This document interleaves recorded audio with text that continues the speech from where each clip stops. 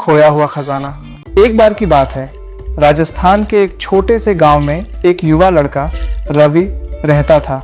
रवि का सपना था कि वह अपने गांव के पुरानी हवेली के रहस्यों को सुलझाए और वहां छुपे खजाने को खोज निकाले। हवेली के बारे में गांव में कई कहानियां प्रचलित थीं, जिनमें कहा जाता था कि वहां एक अमूल्य खजाना छुपा हुआ है।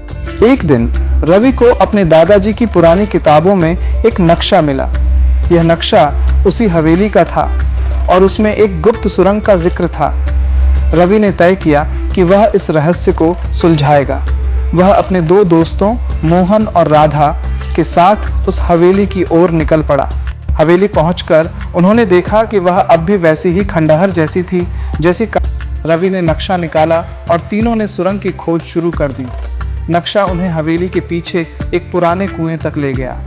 कुएं के पास पहुंचकर उन्होंने देखा कि उसके नीचे एक छोटा दरवाजा था जो अब तक किसी ने नहीं देखा था।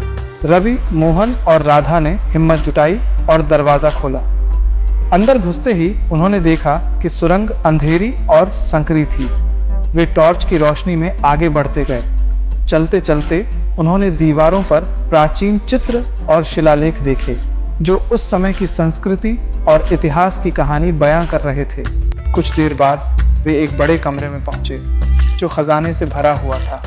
वहां सोने चांदी के सिक्के, मणिमुक्ता और प्राचीन वस्तुएं रखी हुई थीं। तीनों की आंखें खुशी से चमक उठी, लेकिन तभी एक रहस्यमय आवाज ने उन्हें चौंका दिया। आवाज ने कहा, जो इस खजाने को ले जाएगा उसे इसके बदले में कुछ देना होगा।